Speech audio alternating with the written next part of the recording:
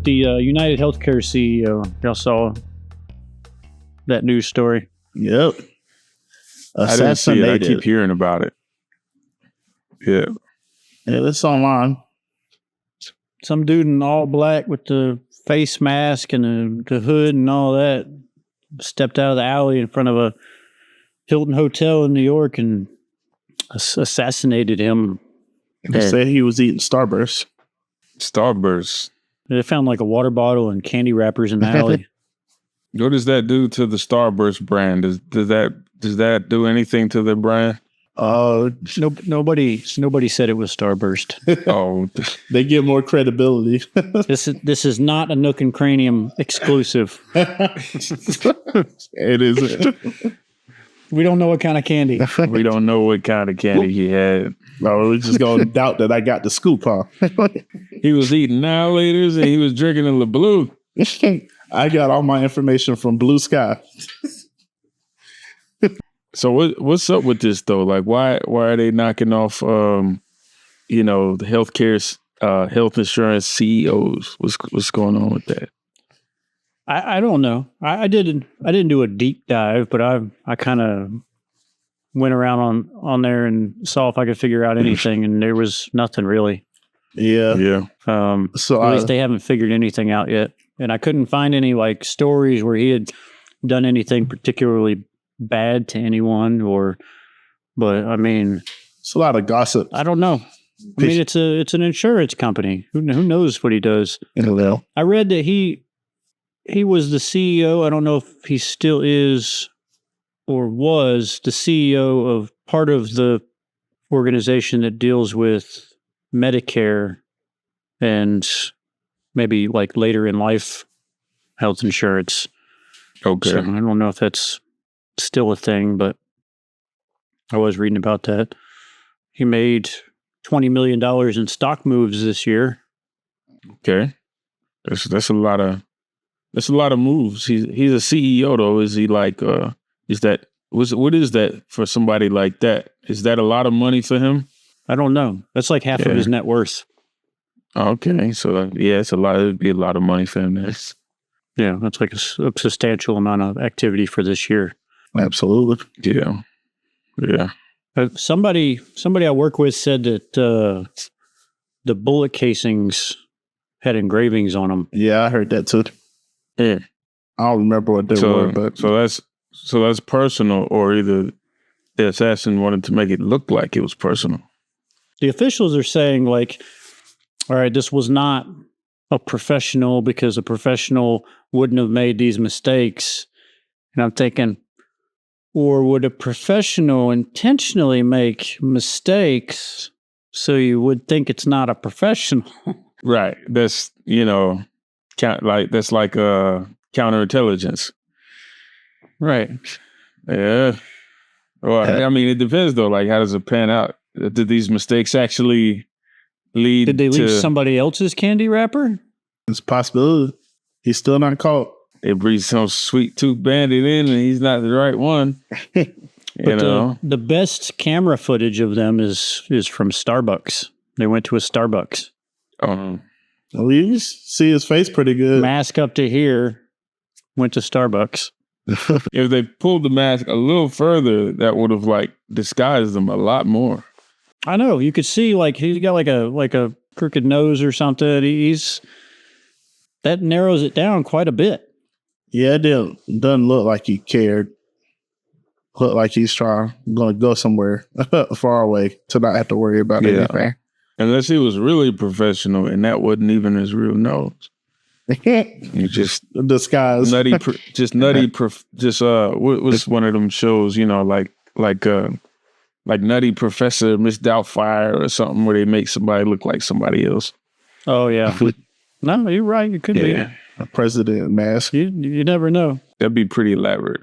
That's fine. That would be pretty elaborate. But I mean, like he's showing up on video footage from other places. He's going to keep making mistakes. And if there was something personal about it, there's going to be a trail. Yeah. They're going to find out what personal vendetta he had right against this guy. Find something in some DM or I don't know. They've already found out. Like, I read something else today. Like, you have these apps for messaging that advertise being encrypted end to end. Only end users can see the content. Blah blah blah. Mm-hmm. It's cool and all. You know, your little everyday run of the mill person can't hack in there and see your messages. Cool if you need that. But apparently, there's this one app that costs thousands of dollars because it's the most secure encrypted end to end. I guess the European Union, one of their law enforcement organizations, just hacked into it. Wow. Yeah. That doesn't surprise me. Listened and looked at a whole bunch of people's like very serious criminal activity. Not so safe. Yeah. I mean, here's the thing, like, if you're trying to hide something and I mean, it's like, here's a scenario. You're in a building and there's something hazardous in the building that someone is trying to hide. And everyone keeps their stuff in the lockers, but one lock is just over the edge, elaborate, all the dings and whistles. Maybe they use like titanium on the lock or something. Okay, so like, where is the stuff being hidden? Mm-hmm. The obvious place is the place with all the extra security. Titanium lock or whatever. Definitely not the app. I think hiding in plain sight is probably like a smarter thing if you can truly hide in plain sight. Oh, I'm sure plenty of criminal organizations are running right in plain sight. Absolutely. More successfully than the ones that paid the thousands of dollars to hide their drug trafficking schemes. And yeah, like, they made several arrests and they recovered at least hundreds of thousands of dollars or hundreds of thousands of dollar equivalents. Yeah. And what's interesting is that, like, if I ran a spy agency, right? If I was head of this, I don't necessarily have to be head, but if I was in the CIA or, some country's spy agency, look out. And I wanted to bait the criminals into giving me their secrets, I would just create a corporation that keeps the secrets safe. And I'd have my own back door into it. How'd you get all those secrets? They just gave them to me. They just gave me all the secrets. Right on my secure server, That's all you need. Yeah. They're all saved right here. They saved them themselves. And it's secure. Truth will always find itself to light. That's what I think. In one way or another. Especially if you're trying to hide it. Mm-hmm. Especially when you're trying to hide it. Right. If you just got something that no one's interested in, that's another thing. If you're like trying to hide something, it's kind of goes with that that principle of what you resist persists. Mm-hmm. Mm-hmm. Yeah. It's just that. That's funny. It reminds me of I don't know why it reminds me of this, but we watched a comedian on TV and she's gay, and her wife planned their honeymoon in the Maldives and put them on a flight with a layover in Qatar. And in both of those countries, being gay is very illegal. Yeah, so how did that play out? Right, did they make it out? They asked for a room with 2 beds. That's what they did. They were smart. It was like, we know what we're getting into. Me and my cousin are coming to hang out in the Maldives. Yeah, right. He's my closest cousin. We share everything. Yeah. Yeah. Put your best game face on out there. They do not play. But the reason I thought about that is because she said that they were asking, like, they'd go to check in at the hotel and they're asking the question, how many beds would you like? And she's like, she shouldn't be allowed to answer those questions because she gives too much information. Two beds. None of that gay stuff happened in here. Offering up all these details, even if they're not accurate details that just don't need to be spilled. We kept the lights on. We keep the lights on. That's funny. That is funny. When the gift of gab ain't such a gift. Right. They curse it. They curse a gab. Welcome, everybody, to the Nook Cranium podcast. Welcome. This is episode number 7. Nope. 6. This is episode number 6. I was about to say, wow. Moving right along. We wanted to get together and talk about whatever. But the idea is to talk about how technology over the years has evolved in a way that's affected people's mental health, or at least how we see it. Hit that like, subscribe, follow the channel, grab our website. You can put it up there somewhere. Visit our website, nookandcranium.com, all spelled out. You go on there, you can see some of our merch. Let's get into it. All right. Indeed. Today we're talking about, what are we talking about? Good old technology. We're talking about good old technological innovation, the disruption of it all. Not just the bad stuff. Technology's also brought a lot of good things to the table.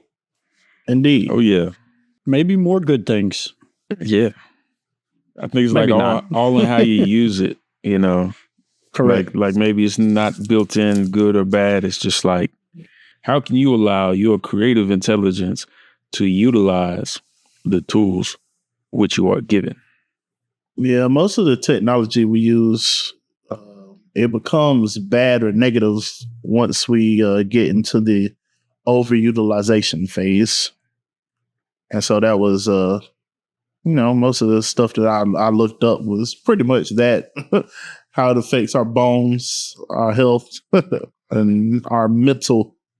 It's so multifaceted. If you really think about it, we got these smartphones that are just full of all this information that we don't have the capacity to handle at any given point of the day. But there we are looking through it. And then family members you don't want to hear from, or people or boss or somebody calls you on that phone. Bam. Right. You overuse that phone, like you were saying. So you wear that phone out, and they are not cheap. Right. You don't want the cheap ones.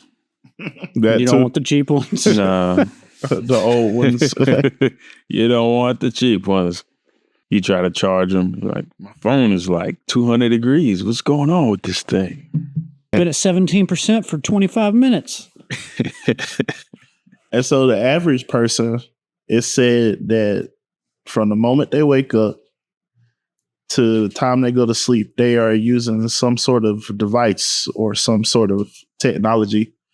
And the top 3 are your phone, laptop, and then music, utilization of some sort of headphones or earbuds. Yeah. We're all guilty right now. Yep. Every single last one. Every device I named is being used. Oh yeah. But see, that's the good side of it. And so it's like, now we're doing this podcast from 3 different locations, able to sync up online, sync up our audio with our headphones, with the microphone. But, the same thing make you laugh, same thing make you cry, right? Like the same technology we could utilize to our benefit could also work towards our detriment. Right. Especially when we're just poorly adapted to that technological innovation. Or it stops working and you got to buy another one. Yeah. Sometimes that's built into the technology. Yep. What do they call it? Built-in obsolescence. Oh, yeah, planned obsolescence. Planned obsolescence. Yeah. I know it was only a few weeks ago, right before we were going to get together and record like this. I was on the laptop, moving files around. Screen just went black. Just died completely. I'm like, what's going on? This thing's plugged in. Yeah. I thought I had lost the computer, but it ended up being just the charging adapter. I mean, the amount of anxiety that I dealt with thinking that I had to replace a computer that cost X amount was very unsettling. Yeah, they ain't cheap neither. They. No. You don't want a cheap one. No. Not for processing videos and, 4K and all that. You can't use a cheap one. Oh, no. You can get away with the less expensive, like a desktop computer, but since I'm always on the move, I needed a laptop. And in order to process all the files and to do the editing and stuff like that, now it's got to be a good laptop. Yeah. The stuff don't last like it used to. You're buying it in a time where a lot of tech stuff and chips and all that are, a little bit scarcer than they might have been before. Yeah, all that planned obsolescence, And the planned obsolescence, right? Now you need more chips because everybody got to get a new, whatchamacallit, in 2 years or whatever. It's really wasteful, I think. I like when things are built to last. And I understand, to a certain extent, cell phones, they're like, we're wanting to put more technology in there. So, we put so much technology in there that's new this year compared to the model we released 2.5 or 3 years ago. We want you to have this new model that's completely different. But I feel like that was more true in the past. But now it's like, the difference is like, you got a curved screen now. It's like, so why'd you stop supporting the bands on my old phone? Like, I got to get a new phone now because the carrier doesn't support the bands on the phone. And That's what's true. that all about? Yeah. I don't need a curved screen. Come on. They do a new version of the phone every year now. Yeah. Every single year is a new version of the phone. Yeah, at least. Whichever phone you got, there's a new version of it. Yeah. You get a phone and they're like, okay, you're going to get operating system updates for 3 years, or you're going to get 3 operating system updates or 5 or whatever it is. And then once you reach that point where you've received your 5th update, every subsequent update after that, your apps are less and less compatible with the phone you have. Right. Yeah. Yeah. And then eventually the apps are going to require things your phone can't do. And then you just can't use those apps on there anymore. Oh, yeah. Yeah. Apps, they're 128 bits now. Your 64 bits operating system doesn't work, Download whole video games on them now. Crazy. Oh, man. The old phones, a lot of times the audio was better. It was definitely louder. How I remember it, the old flip phones before they got smart. And the battery, man, the battery lasts you forever on those things. Like you did not have to charge your phone every day. You charge it every week. Yeah, I used to have a dedicated work phone, and it wasn't a flip, it was like a slider. It had like a keyboard in the hidden underneath half, and it would slide out. Yeah, and that phone, I would charge it up and it would just stay on for a week. Yeah, that's the Neo in the Matrix phone when he gets the package and he takes it out the box, and then the little keypad just slides out. This is Morpheus, all that. But those were cool. Those lasted. They were for a phone. You need to be able to hear the person on the other side, and they need to be able to hear you. That's like the most important part of a phone. Right. But a lot of these smartphones have terrible mics and terrible speakers. And I'm just on there like, what? Huh? Can you say that again? 50 iterations later, and I still can't hear the guy on the other end. Oh, what's going on? Yeah. Now everybody's got earbuds that they're using to listen to on the phone. So the little speaker on there doesn't have to be any better than it was 3 iterations of the phone ago. And a lot of people are losing them Losing the earbud, yeah. Yes, losing them and rebuy. I hear very often how many times people have lost one and you have to replace it. Oh, yeah. You lean over to like scratch your neck or something and it falls out of your ear, it lands in the gutter, and you're like, oh man, deal. Another $200 or whatever those things cost, Guy I work with had him in like the hoodie pocket. Yeah. Oh, when he went to the bathroom and they fell out into the toilet. Oh, did it get him out? Yes. Ew. They're like $200 or something like that. Oh, man. Had to scoop them out of the public toilet. That's disgusting. I don't know if it was a public toilet. It might have been a public toilet. Oh. But it was a toilet nonetheless. Yeah, it's already bad enough. You count me out. It probably wasn't bleached between the time he used it and the time he dropped the stuff in it. I mean, yeah, probably not, right? That's funny. Yeah, he's gonna need to clean that thing really good, like really good, like little tiny cleaning tools. Disinfectant, UV light, ozone treatment. He gonna have to get that thing clean.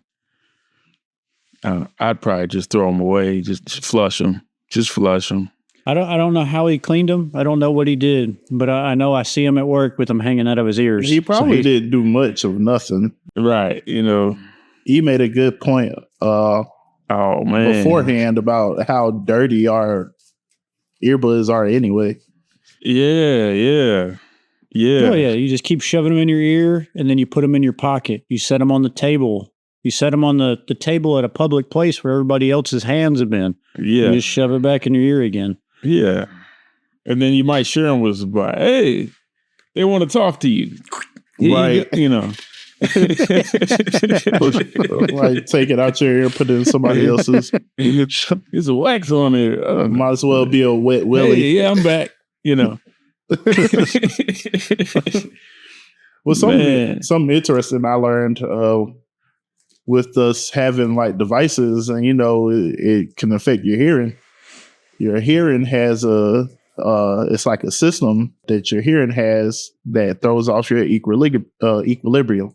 So the worse your hearing gets, the more prone you are to falls. And yeah, I was like, wow, that's crazy. I think the vestibular system. Yep, that's exactly what it is. Yeah, yeah. If that gets off, like you get a little teetery tottery, lose your sense of balance. People with hearing loss, I think, tend to have more frequency of vertigo. Yeah, it's wild. The vestibular system is very interesting, and how I know part of how it functions is like with the teeth and how the brain is sensing the world around itself. There's a book I didn't read, but it was a guy on YouTube talking about the book and the vestibular system and how he was helping people with different issues, and he would use different therapies. He would have like dental things that would kind of help them with the teeth pressure that's supposed to help their vestibular system, and then something else with rhythm that allowed the vestibular system to work more efficiently, by getting someone to like dance to a rhythm or something. I got to look it up. It was very interesting. Find out what book that was. That is interesting. Yeah. Talking about hearing, we were at the airport. It's been several months ago now, but there was somebody off to the side, and they had over the earmuffs on, and they were in a different terminal. They were in a different gates seating area, but you could hear the drone of the sound from their headphones. Okay.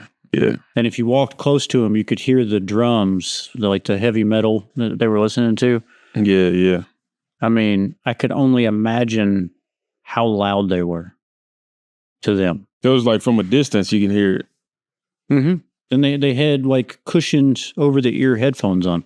Oh yeah, and one like the old ones that we used to wear on a school bus that just like sit right on your ear, and you just hear the treble the whole time. Right. That's funny you mentioned that. We have to take these hearing tests every so often for work, and they give us these headphones that when you put them on, they change the shape of your head. They're so tight. Oh man. But they're made of like hard rubber and wood, so it just like crushes your head into this weird discombobulation. You just like you got to see moving it around. You're like, did I hear the beep? I don't. I'm picturing a repurposed toilet plunger, like 2 of them. That's hilarious. They're small. No, they're on ear. Okay. Headphones, but they're like this big around and it's like wood with like a rubber ring on it, and they're painful. They contour your ears so you can't hear anything, but that's your hearing test. That's the hearing test. Can you hear anything? Yes, it hurts. I got a ringing. Yeah, I got a ringing. Oh man, it's still there. The tech is a disruption, and then you got EMFs. Mm-hmm. You know, I don't think there's a lot of research on EMFs. Probably not. It's like one of those fields where it's like, for the most part, most of the people in the field where they would have an opinion, a professional opinion on that thing, they're just like, we don't really know what they do. Maybe in another 10 years. It's like, yeah, not enough data. Yeah. There's tons of data on radio waves, though. How is this thinking about that? What does the data say on? That's actually one benefit to Bluetooth. Like, we don't know what Bluetooth does yet. Yeah. But avoiding the radio frequency, having the phone up to your head. Yeah. And also the radiation. Cell phone manufacturers have to make cell phones that meet a certain radiation requirement. And there have been iterations of phones over the years that didn't meet that requirement. There was like an iPhone this and a Nokia that and stuff that were like way above and beyond what was legally allowed. Yeah. People still carrying them around, putting them up against their head. Oh yeah. While they're plugged in. While they're plugged into the wall with everything activated. Bluetooth, Wi-Fi, NFC. Yeah. And that's the thing, like at least with the Bluetooths, it's just they just have Bluetooth in there. But with the phone, you've got so many different sensors and transmitters, transceivers inside. I think it's funny that you've got all these people that are scared of government interference in your life. People in this country collectively voted in somebody whose new BFF, runs Neuralink and a company that has tens of thousands of satellites in space. Not even really in space, like right on the edge of the atmosphere, to where they have to keep replacing them because they keep getting closer and burning up in the atmosphere. I think it's crazy. People don't think. He's trying to get to Mars. We want to see what the Martians look like. Can we just help him get to Mars? Yeah. Yeah, the Neuralink thing is wild, though. Like, there's a lot of technologies that, like new emerging technologies that I get excited about when I hear about, hey, it's going to be cool to use that. But Neuralink, that one's like, I think I'm going to leave that alone, but at least for maybe it's after it's out for a few decades, I might even, consider. Pass. It's weird. Maybe I don't entirely understand what it does. I mean, it seems very abstract because I don't know if I have analog that would really do justice exactly what it is that the Neuralink does. I know like Elon Musk compared it to the cell phone, but I'm like, nah, it's not like the cell phone. I don't think they would tell us all that it does. I don't think they would tell us everything. Yeah. They'd be like, hey, this will help you. It'll help doctors diagnose this and this. And it'll also help us plant advertisements in your brain. Well, yeah. I mean, once you open that door, it's like the limitation is whatever somebody could imagine that they can do with it. I mean, not anything, of course, but if it's like a computer. We have so many different applications now to do so many different things. In the beginning, they're like, we have a word processor and we can have this computer do arithmetic, and then it evolved from that. And they're like, we've got arithmetic games for kids, and we've got spreadsheets, and we've got, and it just kept growing. And now we have like GTA and Chat GPT and, what do you call it? Quantum computers now. Quantum computers. That's another thing. But the interesting thing about quantum computers, I thought we'd have them a long time ago, and we're still kind of waiting. And that's one of those things like Neuralink. I'm like, I've heard about the quantum computers. They work a little differently, and they're faster at these things and those things, and like decryption and stuff like that. But practically, like, what are we going to use them for? Like, what is the application of a quantum computer look like in our daily lives? Like, what could that look like? Mining imaginary money. Oh yeah, it makes sense. Yeah, we're already doing that. I know, but it'll do it faster. Yeah, trying to find more efficient ways. The thing with the mining imaginary money is that every single... I wasn't talking about Bitcoin, by the way. I know. I'm talking... Okay. but you got like this blockchain, and then whatever it does, decipher or encrypt or read or build or whatever. And then it does it once. And then you have to do it again. And now you do it again, but you also have to do the original data again. And then again. So the farther along that they go mining, the bigger these blockchains have gotten, the harder it is to mine, the more resources required. Like they've shut down power grids in certain areas, trying to run the equipment to mine, small amounts of Bitcoin, for example. And sad and dangerous. Yeah. So I'm trying to understand so with the blockchain, you have the mining, and it started at one level, but it's something is causing it to become more difficult to mine now. Is what you're saying? Here's a definition I've got right here. It says blockchain mining is the process of verifying and adding new blocks of data to a blockchain. Okay. So every time you do it, you're taking everything that's already there and making it larger. Yes. Okay. And so essentially you need more power to run it the larger you make it. It's proof of work is all it is, really. So it's the blockchain is kind of like a block train. It's adding more cars. Getting heavier and heavier. They need more coal for it to go. They need more coal for it to go. Yeah. They should just rename it the block train. I might give them some ideas.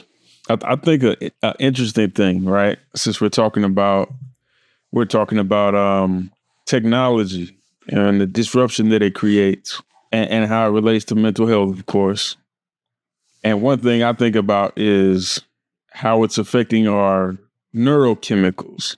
Another way to look at it is just how it's affecting our moods, our energy.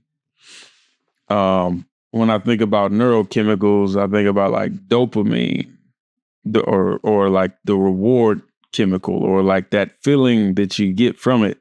Well, you can get it from for different reasons, but it's usually like you've achieved something and you get rewarded with dopamine and you feel good, Well, that's what the blockchain definition was, is a user or a miner who figures out or who verifies the blockchain gets rewarded with a token of some sort, whatever it is.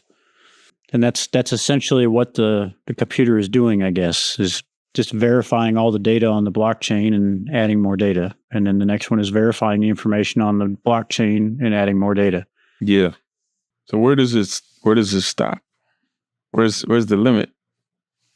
Are we eventually just going to run out of power to keep the blockchain going? I don't know. And I guess it doesn't really matter because if somebody pulled the plug and there was no power, there's no crypto. No. Yeah, that's interesting. There's no a lot of the other money disappears too on the Cobalt system, the fiat. Yeah, a lot of the fiat. Absolutely, it does. Yeah, there's only a small percentage of our money actually exists in physical bills and coins. Right. And the problem with us is we don't stop. So, and we're going to milk it for all we can. Yeah, it was like built into the system because, like, so we used to be on a resource-based economy with the gold standard. Okay. So we don't have that now. So it's now like, what do they say? The full faith of the United States government or something like that. Whatever that means. Whatever that means. It means like unlimited money creation. Monetize debt out the wazoo. Seems fair. The concept of $1 trillion is like, it's wow. It's wild when you think about it. I didn't want to get too far off how technology is affecting our reward centers, right? And how we adapt to that, Like I could remember growing up wanting to go outside, play, run, climb trees, build tree houses, build forts, just explore. And those things, I think, for me, have always been exciting. But I think kids don't do that as much now. And I think a big part of it is like, we got these, phones and tablets and stuff. And we had video games growing up. And I know a lot of us, me and some of my friends growing up, parents had to say, all right, you've been on there enough. Go outside and play. Yep. But they were scarcer. They were harder to come by. Yeah. And a big difference with today's games is back then we had to have the physical game. Yeah, you had to have it. You had to have it. It couldn't have too much dust in it. Right. It couldn't have too much dust in it. It couldn't have too many scratches on it. Yep. Yeah. Right. Then in the CDs, couldn't have the scratches. Grandma couldn't be watching the TV. Yep. And then they came out with handheld stuff, Game Boy, Game Gear, but it was going to run out of battery eventually. You're going to have to charge it. Mm-hmm. But that was like, that's just an earlier example of like an easy reward chemical, Oh, highs and lows. Yeah. You lose a round on the game and you hit a low that you wouldn't otherwise have hit, and then you win, and then you're up there producing those chemicals again.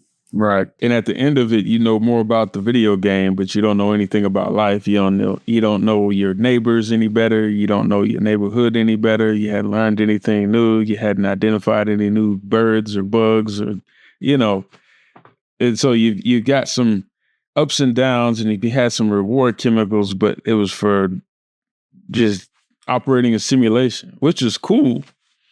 But, you can take it too far. Mm-hmm. We've been taking the activity out of our lives more and more and more and more over time. I mean, you go way back. Now you're talking about games. Now a lot of people aren't even going outside. Right. Because they don't have to go outside to meet the curiosity requirements of your brain. There's a virtual outside now. Yeah. That's ridiculous. And you go back even farther than that, you've got cars. Now people aren't climbing on the back of horses, which is by all means, I don't want to be climbing on the back of horses, and horses don't want us climbing on the back of them. Right. So that's a good deal. But there's, especially in the cities, like we were overseas together, and those cities, we walked the whole thing. Oh man, it was great. I mean, 20, 30,000 steps a day, easy. Oh yeah. And the whole city was walkable. There's sidewalks everywhere. There's paths, bike paths. You know, it was just easy. You could do it. Oh, yeah, it was beautiful. You know, down near where I'm at in Atlanta, not walkable. It's not drivable either, man. It's not drivable either. I don't even think people really even trust their kids just being outside like that anymore and walking anywhere. I don't know if you all saw it or not, but this lady got arrested for letting her 11-year-old, 10-year-old walk a mile. And somebody brought the point of like, when we were younger, we were just outside and your parents might not have no idea where you were, but they knew you were coming home. You could be in like the next city over. Vince, me and you would walk all the way to the mall. All the time. Yeah. By that busy highway. Farther than the mall. Yeah, we me walk too. all the way to the mall, the Toys R Us. Yeah. I say that's government overreach right there. Yeah. They're doing too much. That was before we even had a bike. Like we didn't really have a bike. walking. We're just like, we're going to walk. Yeah. I think even when I had a bike, walking was just a normal thing for us. So. Oh man, we Yeah, got to it be home was. at a certain time. Now we're running. Yeah. Oh, yeah. And we race each other, man. Who's the fastest? Mhm. I bet I could beat you to that tree over there. Well, the fastest was not me. I know that much. Man, it was just fun. And you stay fit when you're walking all the time. When you're in a society and a community where people don't walk, they do not stay fit. When they're just driving all the time and that's all they have.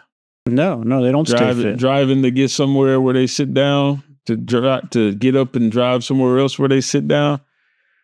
Oh man, you start, your body takes a shape like it belong in a chair after a while.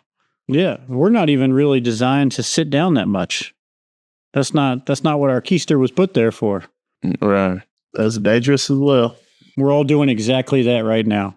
Right now, Okay. yeah. I think it's all right a little bit though.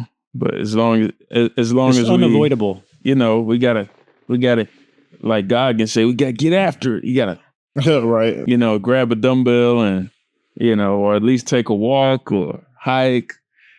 That's the plan. It's all about balance. So the technology can be disruptive, but at the same time we could benefit from it. But we have to be aware, understand how it's affecting us, and then we have to be disciplined and create new habits, I think, that help us balance out our relationship with the technology. Yeah. Oh, for sure. And then, so we were talking about cars. You go back even farther, you got bikes. Bikes is like the stepping stone because it's not quite as strenuous as walking or running, but it's still physical. Yeah.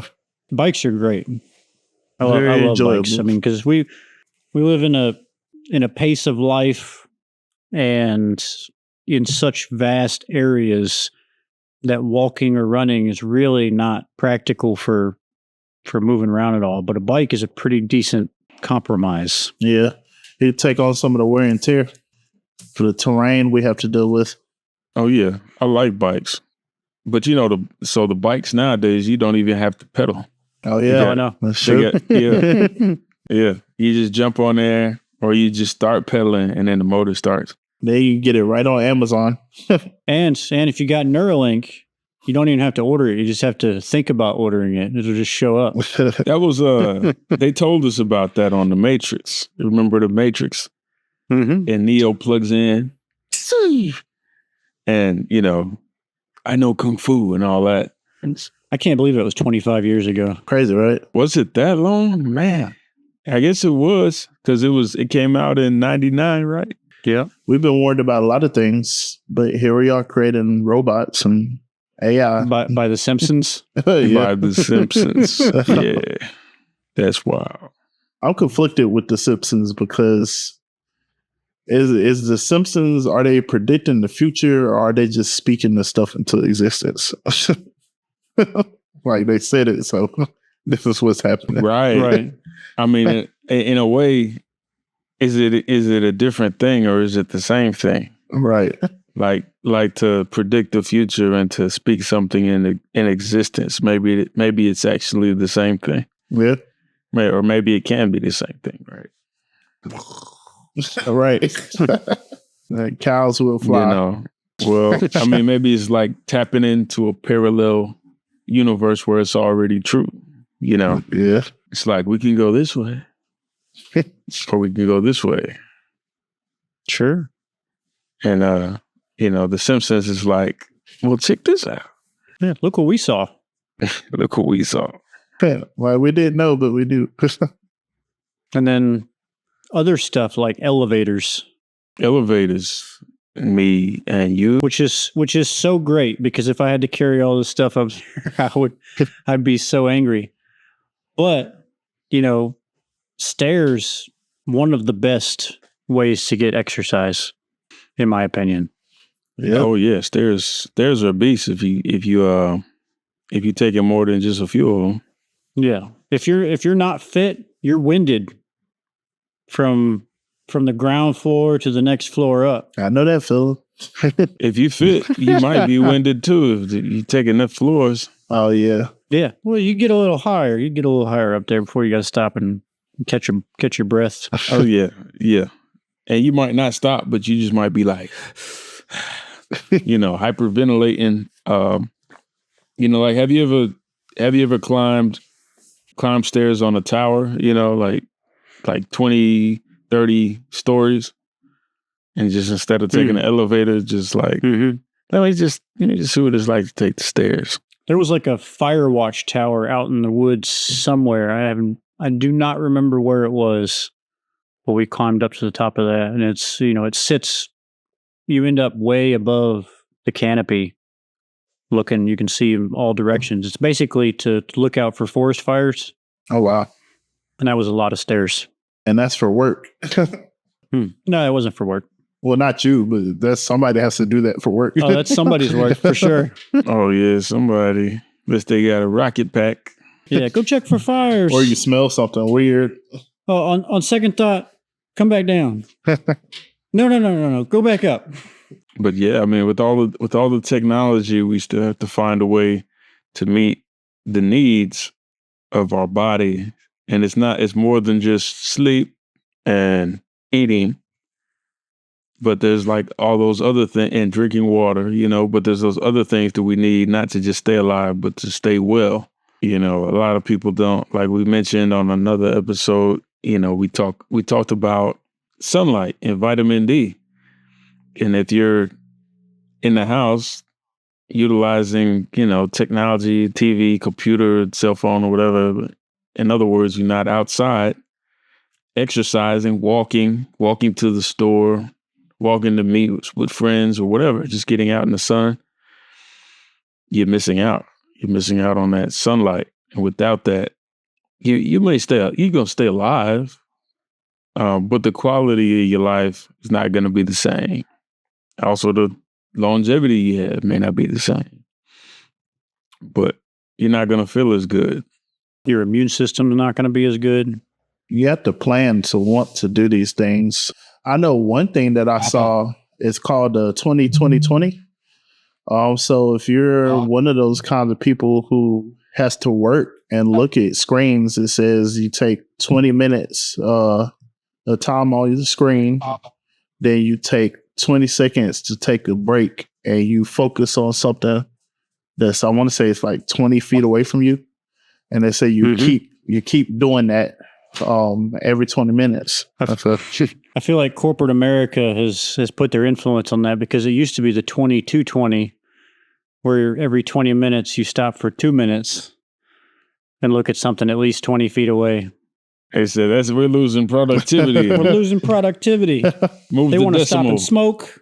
They want to stop and look at stuff. That's funny. But that's how it is. Well, they think they're humans. We hire these people to be machines. Oh, they are humans. I mean, yeah. It's just crazy how times have changed, because now it's like you got the standing desk, anything to keep you working, but the mats now. Yeah. The mats? What are the mats? The mats where it's like just to take the pressure off of your feet, your knees. Yeah. Oh yeah. Yeah. They also have like grounding mats. You plug into the little circle notch in your outlet and it grounds you to the earth. So instead of going out barefoot or touching a tree or something, you just step on a grounding mat. Mm-hmm. You got to have these boots for work that you can walk on big rocks with that won't twist or conform too much or won't allow rocks to puncture or to really mess with your stride too much. And they're just so expensive because of all the things that they're doing to these boots, like to anti-fatigue technology, so you can walk more and work more. Sounds safe. It sounds too safe, man. Foot gonna get all weak. Right. As soon as you take the shoe off. Yeah, you need some sandals made out of some old tires and a piece of rope. The Jesus sandals. Yeah, Jesus sandals. Get the nice strong feet, foot muscles and stuff.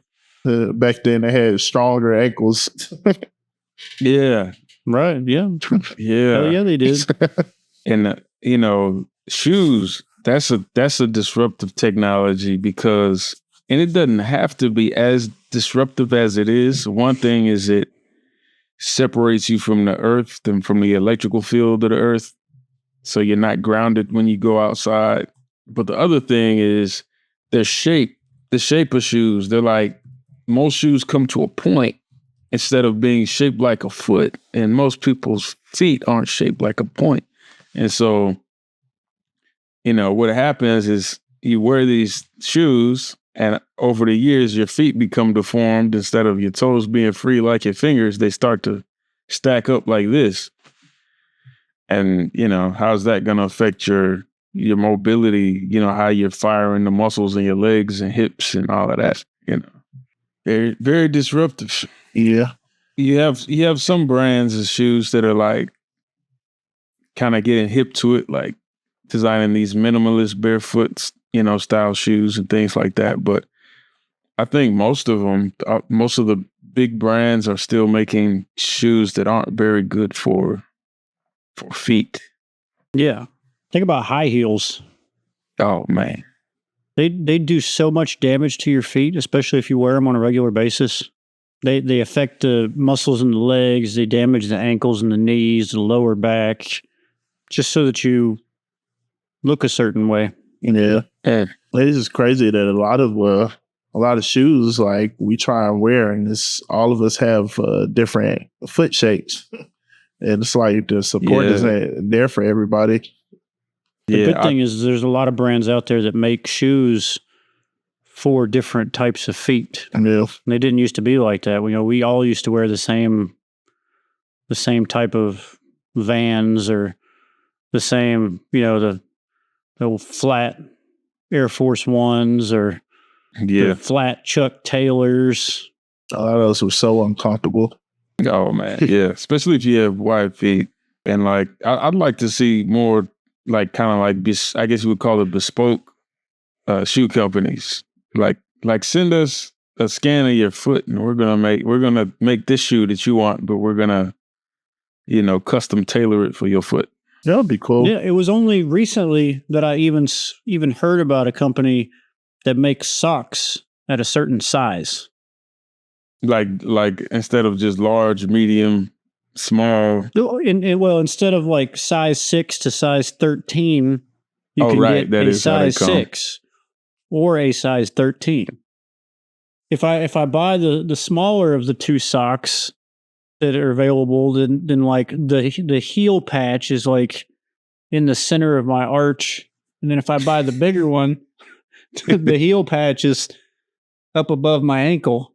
It is weird how that works. It'll probably wear out less. I'd imagine if there's built, at least as well as the other ones that aren't as precisely sized, that they would wear out slower because they wouldn't be like shifting around, and then the heels that a lot of times they reinforce, they would actually be on the heel.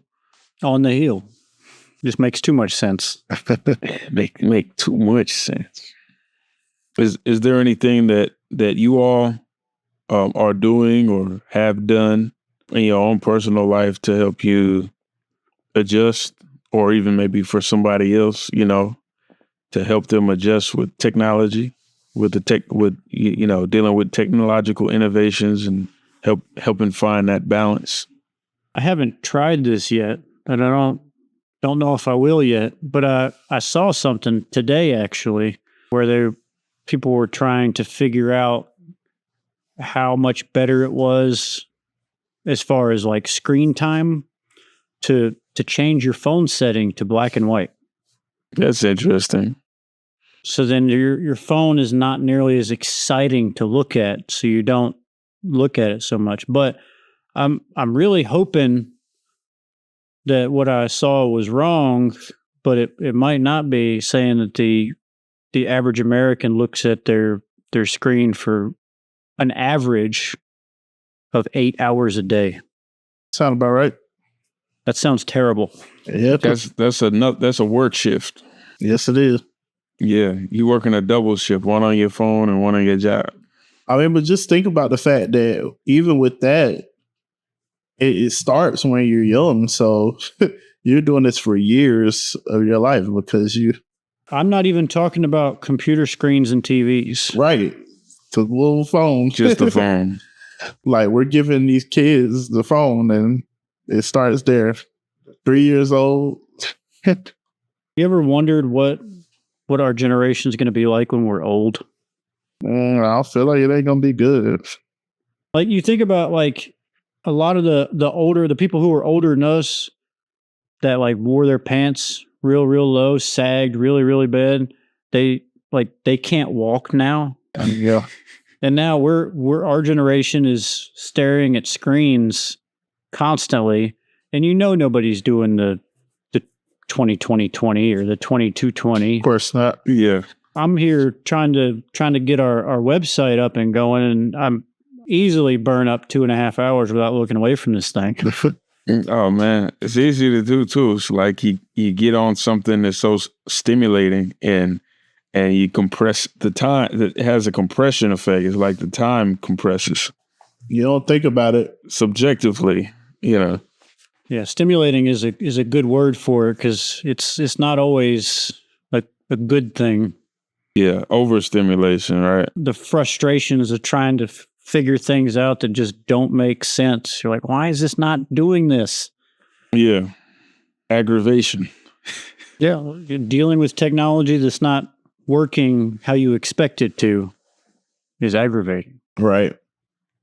When your phone don't work. I know along my journey, just along my life experience in technology, I can remember getting frustrated with different computer related tasks that weren't working. I was trying to do one thing and I couldn't figure out how to get it to work the way I wanted. Or I'm doing the same thing that I do every time, but today it's just bugging out and I don't know what it is. And after a while, I've learned let me check all the common sense things that I know to check. And if it ain't working after that, I'm just stepping away from it. Like, I'm not gonna, I'll figure out, some other way. I'll come back to it later. But like, I've learned to create that boundary. And most time it benefits me. I step away from it and come back to it with a fresh mind and realize, hey, it was a piece of hardware corrupted. I got to get a new, this or that, or something was plugged into the computer that was causing it to act funny. But to get that clarity, sometimes what I recognize, sometimes you just got to step away from it. It's like, let me be clear on every common sense thing that I know is likely to help the situation right now, and do that. And if that doesn't work, unless I get another really good idea, not pie in the sky idea, like really good idea, then like, okay, I'm gonna step away from it and just do something else right now. That reminds me of something. I got a real good example about that. Years and years ago, me and a real good friend of mine, replaced an engine in a pickup truck. We got the engine put back in there, and we had to mate the transmission back to the engine in the truck. It's not on a lift or anything like that. It's sitting on the ground. It's asphalt, and we're climbing up underneath, and we're just shimmying and moving and trying to get this transmission that has to the splines got to line up with the splines, and the little pins have to line up with the pins, and everything, and the angle's got to be perfect. And we're just sitting there, we're messing with it for 30 minutes. We're frustrated. We're probably throwing tools at this point. We stop. We go get lunch. We're talking about it. We're like, oh, I don't know when we're going to get this finished. When we get done with lunch, we go back, climb up underneath, and we're talking 5 seconds. And it's right together. Just needed that break. Just needed that reset. It helps. Just needed to think about something else for a little while and then go back at it. That's a great example. That's a great example there. It's kind of like when you're in school and they're teaching you. I don't know if you've ever been in school and had like a course or somebody where they teach you what they call it, study habits, like the best study habits. Mm-hmm. And they say, don't stay up all night cramming for the exam in the morning. Get your rest. Do something to, after you study, do something to take your mind away from it. Go watch a movie or something, and then, get your rest at night, and then come in and, refreshed. But you got to take your mind away from the task first. Mm. There's so many different perspectives on studying or cramming for tests. I was trying to learn another language, and I was reading up on study habits to help improve absorption, I guess, or whatever you want to call it. Adherence. Yeah, the osmosis. And some people had like scientific approaches to it, like study for this amount of time, take this amount of break, review what you already studied, study for this amount of time, take a different size break, then go back and study, and then review.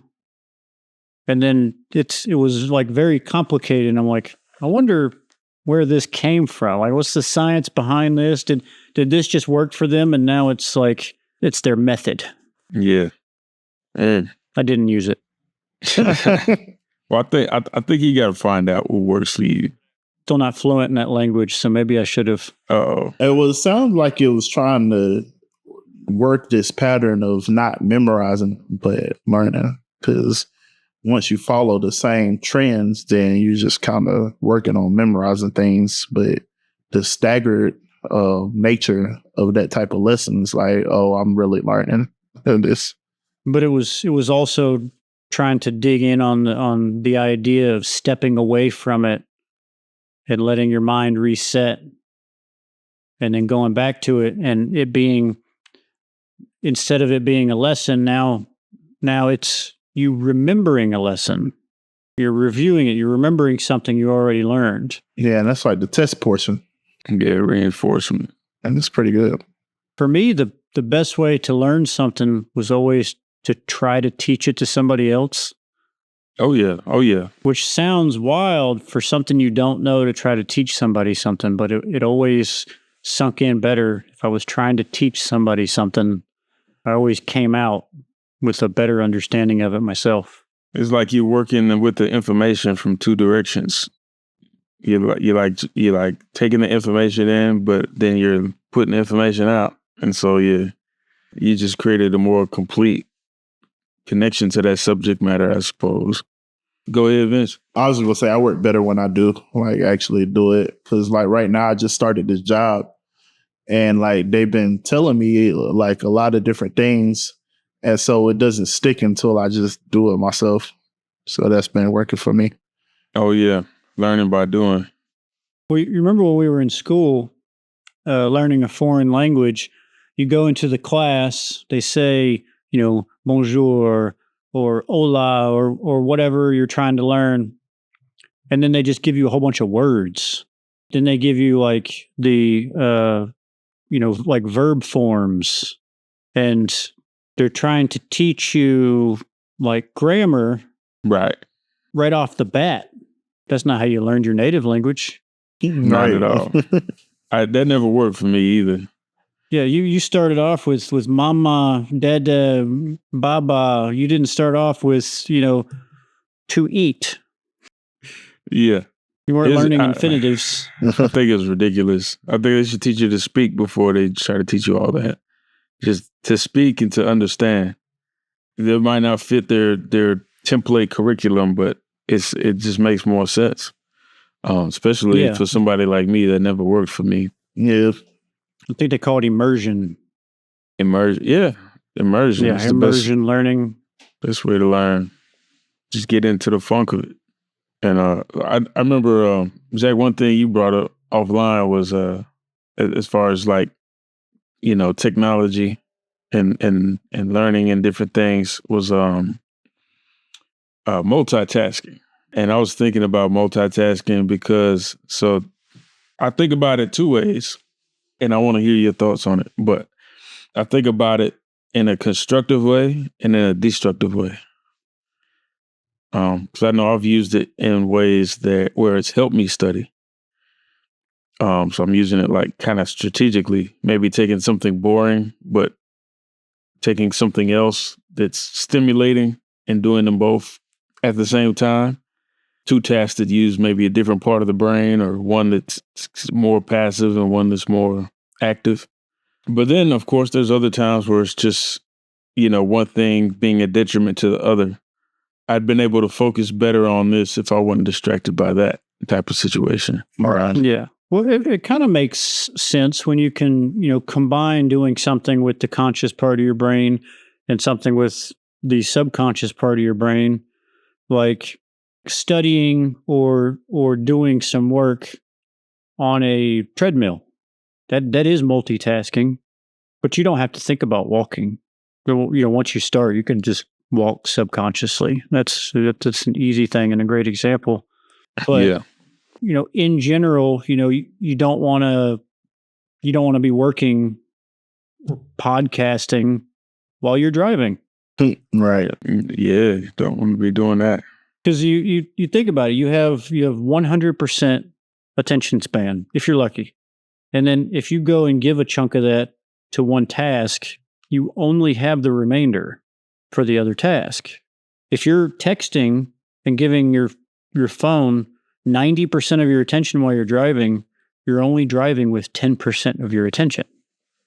Right. And then that averages out because you're going back and forth between tasks.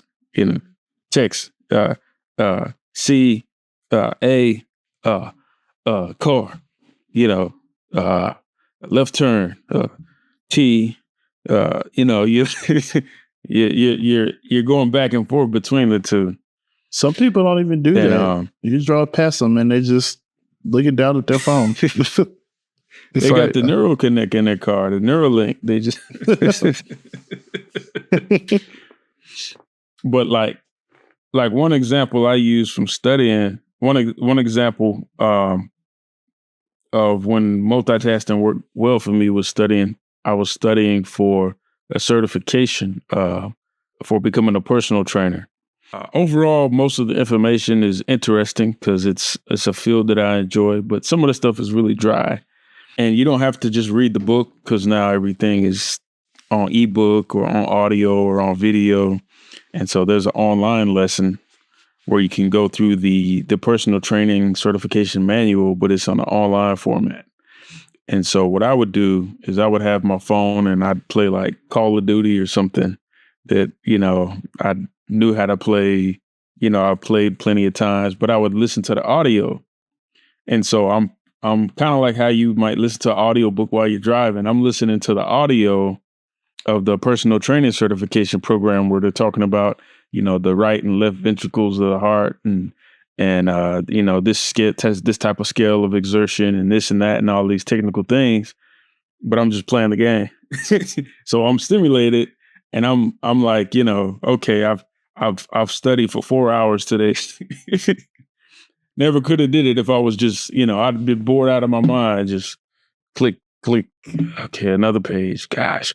But I was able to do that. And then I also turned around and did another certification for something I was interested in. But it was like kind of strategically using those two things together. On the flip side, I've noticed that if I'm working on a task, but I'm daydreaming at the same time, that task is not going to be as efficient, Oh yeah, that happens to me when I read. It happens to me a lot. If I'm reading a book, I'll be reading the lines on the page, and then it'll remind me of something, or it'll spark some thought, and I'll think about something, and I'll be off thinking about whatever, and then I'll realize that I'm in thought, and I'll come back and be like 4 or 5 pages later in the book. Like I had those thoughts, but I still looked through, although I didn't read, I just looked at all of the words and continued flipping pages. Yep. Yeah. That's a weird thing that can happen. And it's and I'm like trying to go back and figure out where I was.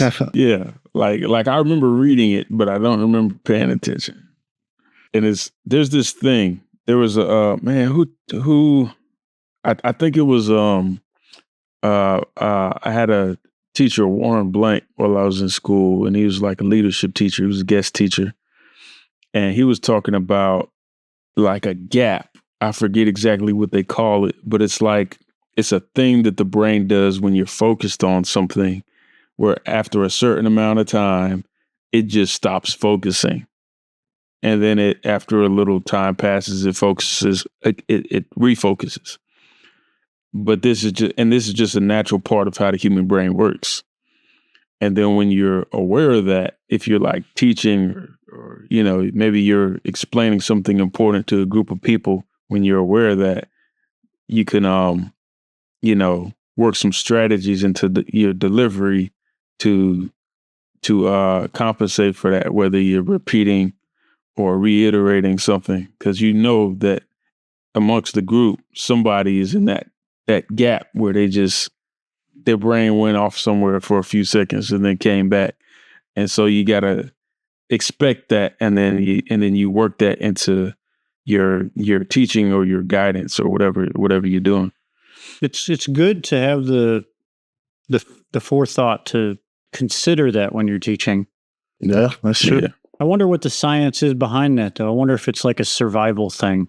It could be. Oh yeah, like how it came about. Like something that just your brain's like, you've been looking at this for too long. You need to make sure there isn't a lion standing behind you. That makes sense.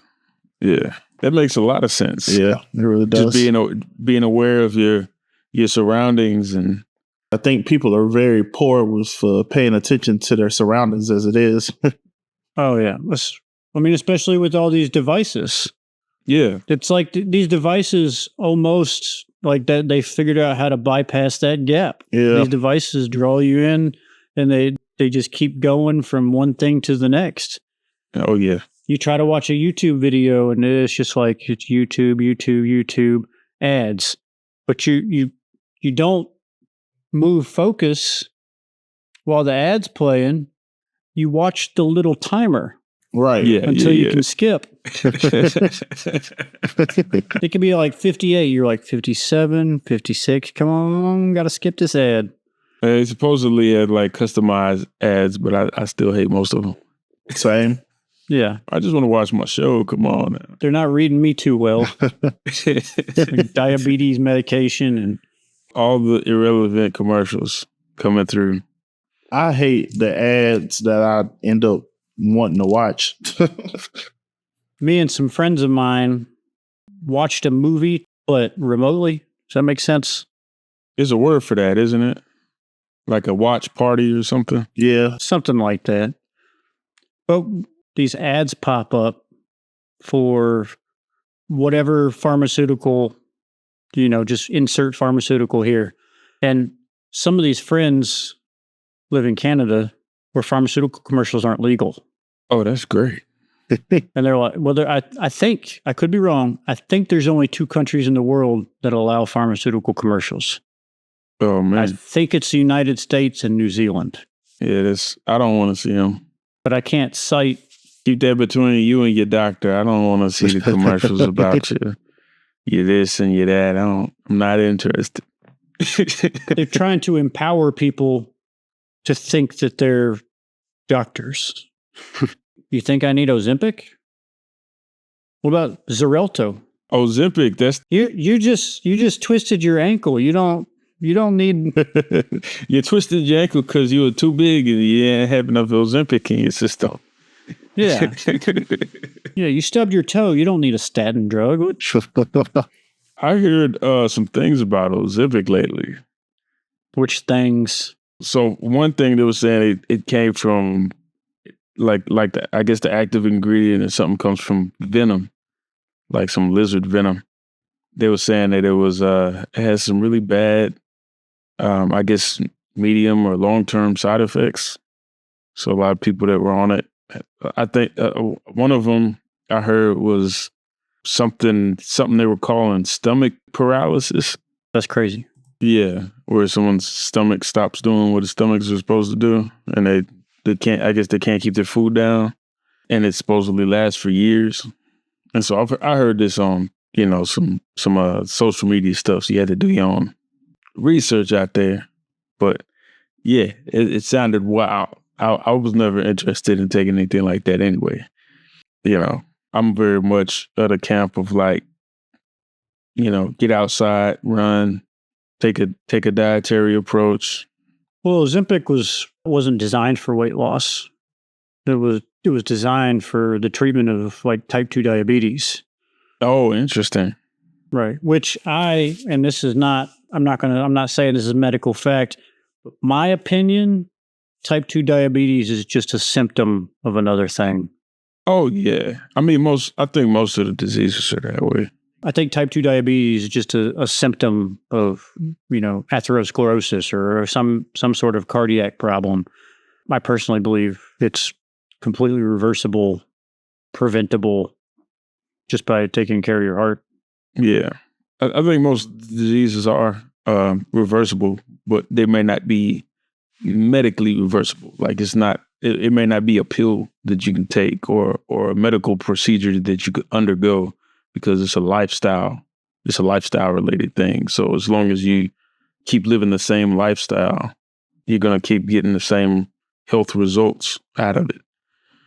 One interesting thing about pharmaceutical drugs is some of them did not start as pharmaceutical drugs. They started as like a health supplement, and then someone gets a hold of it, gets wind of it. They're like, this stuff is really strong. Let's do something and work this into a patent and, sell it as a drug for this disease and that disease.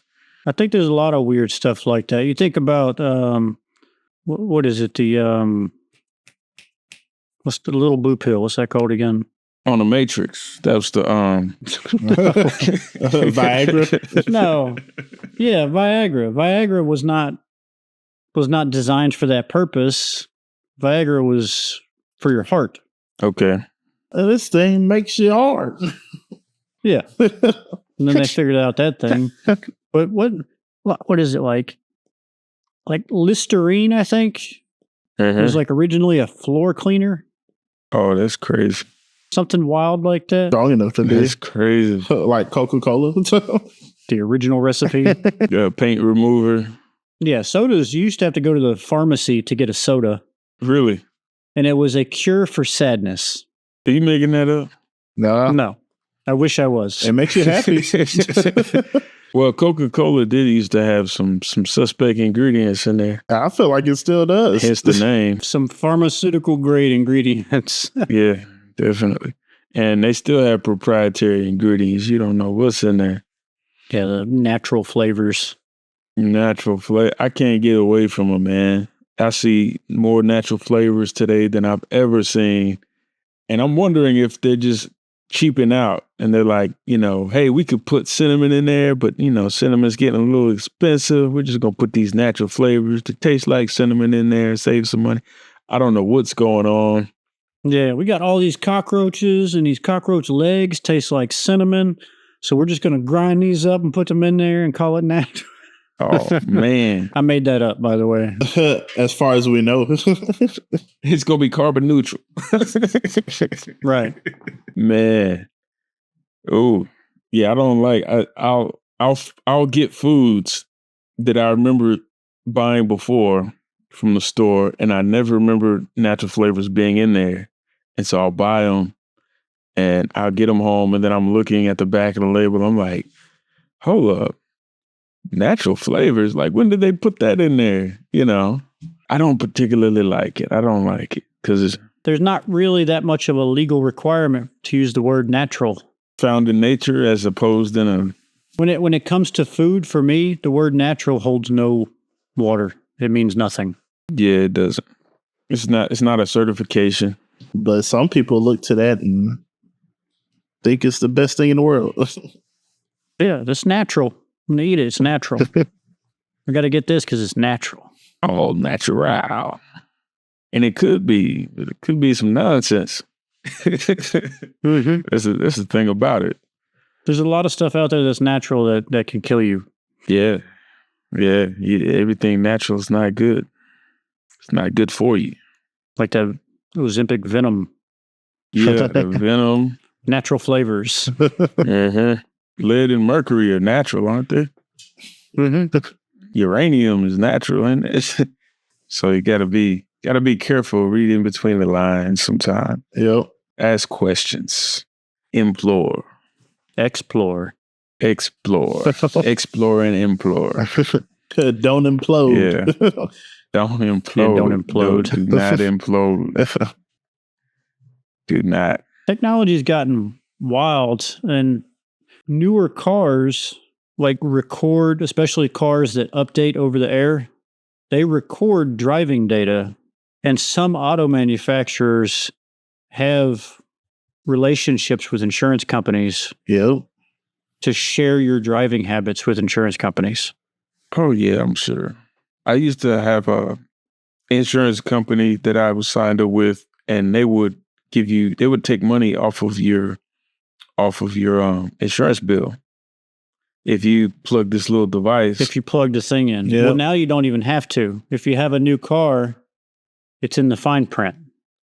Some of those cars. Not all of them. Some of these cars are just doing too much, these new cars. And I'm like, I always wonder if we get some, I guess it's different ways it could happen, but, say some wave, giant EMF comes from outer space and just knocks all the computers out. Like, what are we going to do? I know.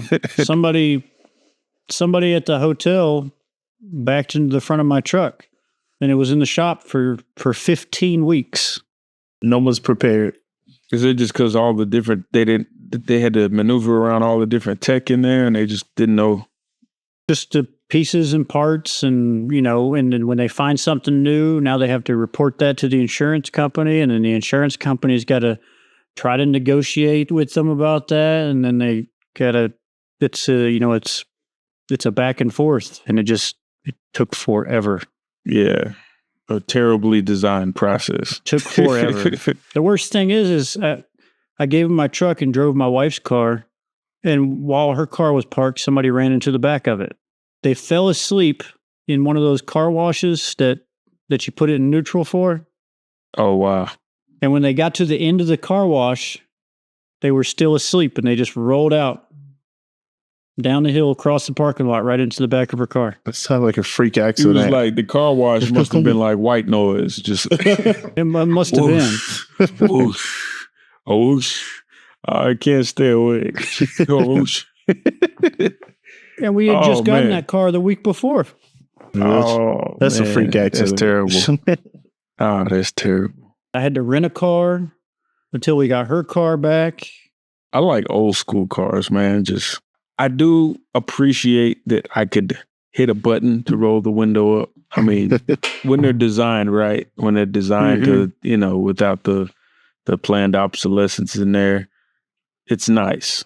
But at the same time, I think there should be a backup to some of these digital systems, because if that button that rolls the window up stops functioning when the window is halfway down and it starts raining, you don't have a plan B. You don't have a backup system where you could just crank the window like you used to be able to. It happens to people every day. Like, why is there no backup system for that? Like, just a little switch to where you could maybe hit a switch and then just push it up with your hand or something like some. Or even just like pop a little hole open and put your ratchet in there. Yeah, something like that. Like, that would be less convenient, but that would work. They want us to spend money. Yeah, that planned obsolescence, man. That's crazy. I like the older stuff, I think my ideal car would be stick shift, handbrake. I enjoyed the tech, but as far as something having lasting value, it's not as reliable. And then they do a lot of things for you. Like you got cars that change lanes for you, or you try to change, or like it detects a line there and you're trying to change lanes, but because you didn't signal yet, it's like preventing you from changing. I'm like, that's doing too much. Hell. That's doing too much. Like, if you don't know how to drive, you just don't need to be behind the wheel. They have cars that will parallel park for you. I don't want to be in a car that's trying to parallel park. Especially knowing that these cars can mess up and crash.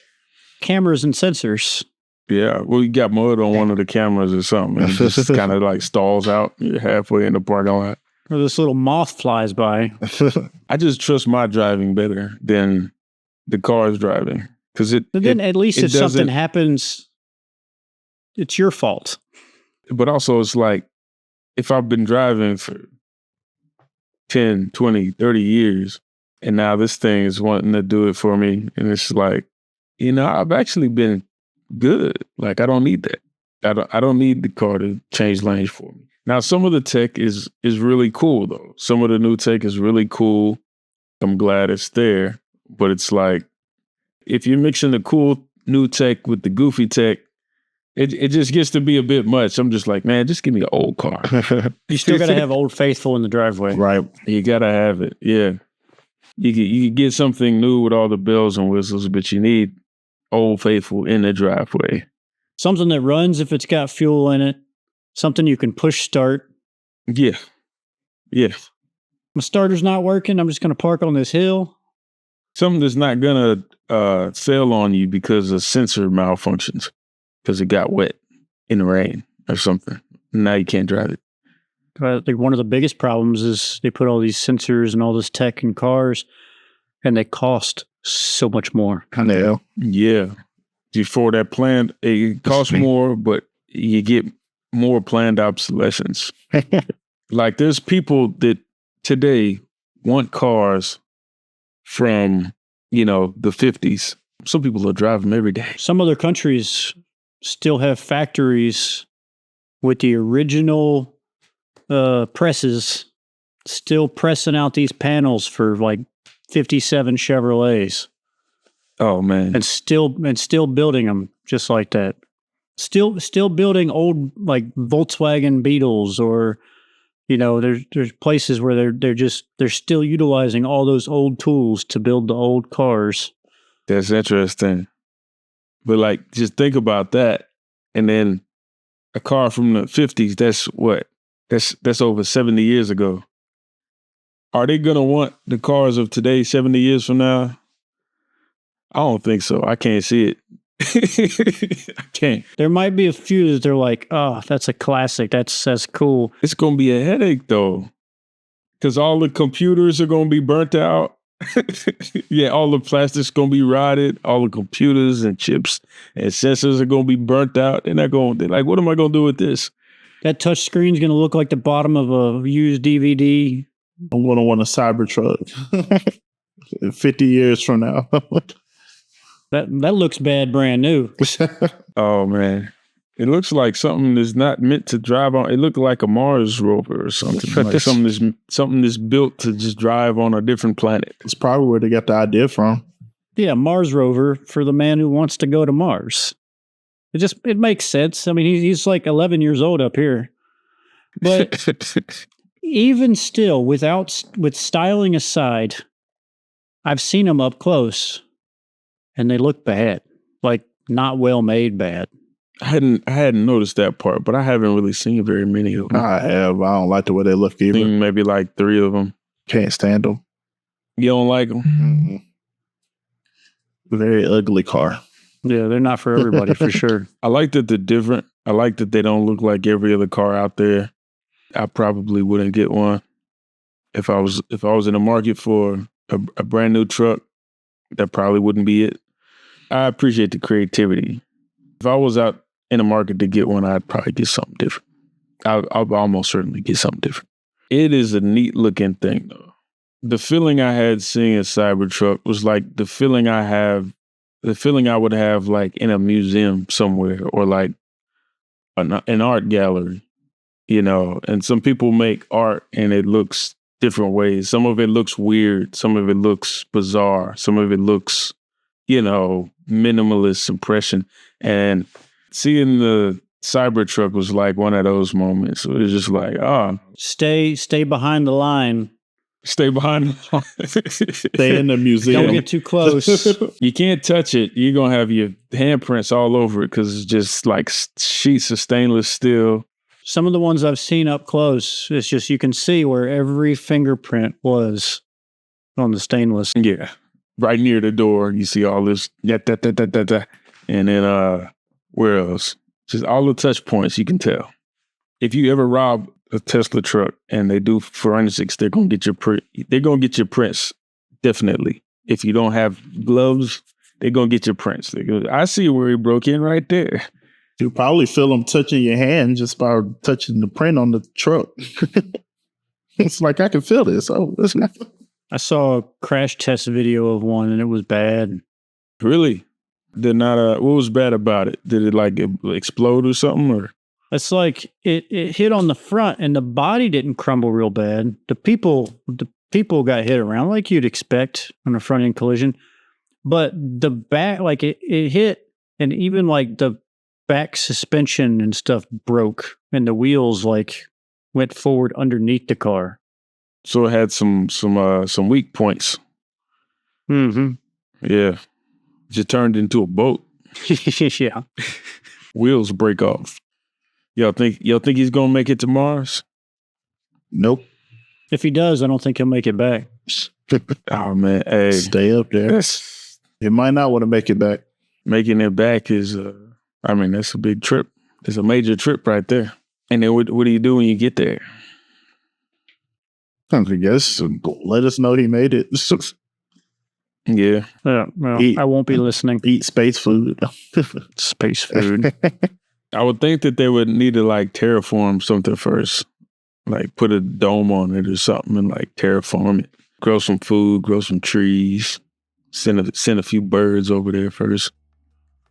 So they could fly around inside the dome. And way too intelligent for the type of stuff he does. Thank y'all for joining Nook Cranium. Make sure to check out our socials, like and subscribe. And until next time, peace.